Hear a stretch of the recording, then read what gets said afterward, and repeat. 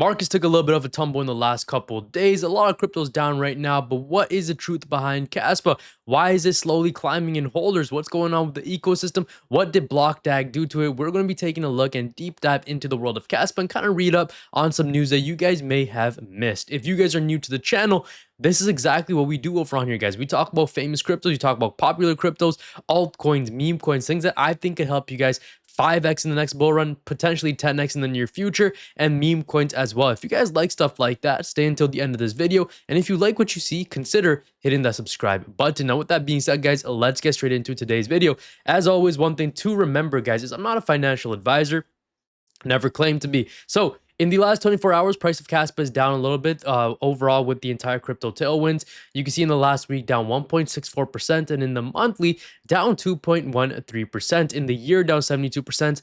But the real story for Kaspa and its decline and the downward kind of spiral that we've been going in really starts in 2024, right? After it peaked around July, which is very close to Bitcoin halving. So can we potentially see the same thing? Can we see a Kaspa all-time high come in a little bit after Bitcoin's halving? And as we know, this happens every 4 years. So the next Bitcoin halving should, in hindsight, right, or not in hindsight, in theory, come in 2028. Now, one thing you guys need to understand, guys, we're in 2026, but we are getting very close to 2027. I mean, we're already in the latter half of the year, right? So keep in mind that as we get closer to 2027, the markets are finally going to start to pick back up again. So the moment that you are getting right now, the opportunity in this market right now is one that you guys should not fade, because it's not going to be here forever. And you want to make sure you are getting your feet wet, even though the bottom, in my opinion, may not be just quite in yet. So with that in mind, guys, let's take a look at the overall market. Bitcoin sitting at 65,000, Ethereum dipped below 1,900. Again, we were trying to hold it. We were trying to sustain that level for a long period of time. We weren't able to, but that's okay. It's not the end of the world. One thing I will say, guys, is if you want to know what cryptos I am buying, what cryptos I am selling, you need to be a part of the inner circle. We had a live stream because I go live inside the inner circle every Wednesday. There was a couple people that joined. I called a crypto meme coin play in there that did a 2x just within that time. So, I mean, hey, listen. If you guys want to be a part and enjoy some of the gains, especially on Robinhood chain, join the inner circle. I urge you guys, okay? Listen, past profits don't guarantee future results, but it's a cool community, great people in there, and I definitely don't want you guys to miss out. But yeah, guys, let's keep taking a look at Kaspa. You can see battling this support area over here, okay? It's looking rough. It's looking really and truly like we might lose the support area. I told you guys July is showing signs of strength, right? July is showing us signs of strength, and July is going to be a very bullish month. Not bullish in the sense of it's going to, run up 10-20%, but we're seeing a sustained move. For a lot of cryptos, Kaspa excluded, we're seeing a sustained move towards the upside, showing a little bit of sign of strength, right? You can see here, for example, something like Bitcoin, in the weekly chart, if we look at it, it's showing a little bit of a sign of strength, right? In the month, showing a little bit of a recovery. But guys, I'm telling you, come Q4, this thing is going to make new lows again, so be prepared. And despite all the price action, Kaspa actually still ranked among the top 4 altcoins on WeX. Very interesting.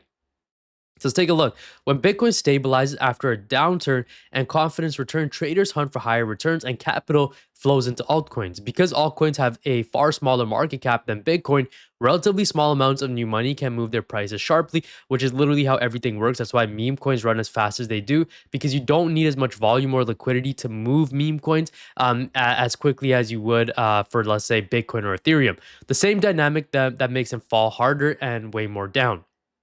This rotation is what traders mean by alt season, and it typically favors coins with real usage and a clear story, not just the biggest names. And you can see Kaspa is listed among Ondo, Render, and INJ, Injective, which are all really good projects. Kaspa, proof of work, layer 1 built on the Ghostecom protocol. Designed for extremely fast block times and high throughput. Its big recent catalyst, the Takata hard fork, activated June 30, which added native smart contracts and token supports, transforming Kaspa from a pure payments chain into a programmable layer 1. Now, again, that is one thing that you guys do need to make note of, is that Kaspa is not just a purely fast crypto chain anymore. It's a programmable layer 1 now, where you can actually have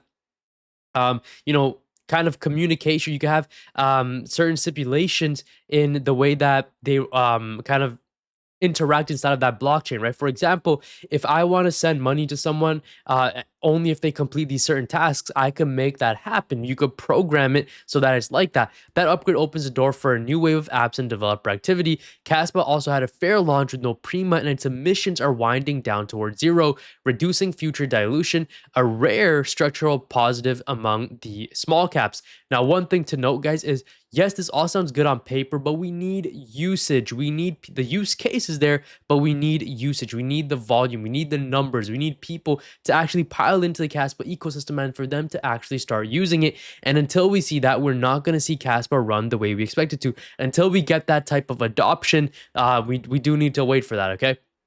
Kaspa entity now holds 1.47 billion. So you can see here the why Kaspa is blah blah blah. Okay, let's read this up here. The latest leg of accumulation included a fresh inflow of 6.8 million Kaspa drawn from liquidity pools at Bybit, Gate, and BitGet. The movement confirms a pattern of deliberate exchange source buying rather than peer-to-peer transfers, suggesting the entity is actively pulling tokens off trading venues and into cold or self-custodied storage. Now, when you usually buy from an exchange and move it into cold wallets, that means you're planning to hold for the long term. And when we see the vice versa happen, when we see people moving from their cold wallets or hot wallets into exchanges, we typically could expect selling pressure. Now, it is obviously good to see. On-chain data shows accumulation patterns consistent with whales positioning ahead of a known catalyst, a familiar playbook in crypto, but one that tends to accelerate when the underlying technical event is concrete rather than speculative. So again, very good news to see. And then Kaspa holders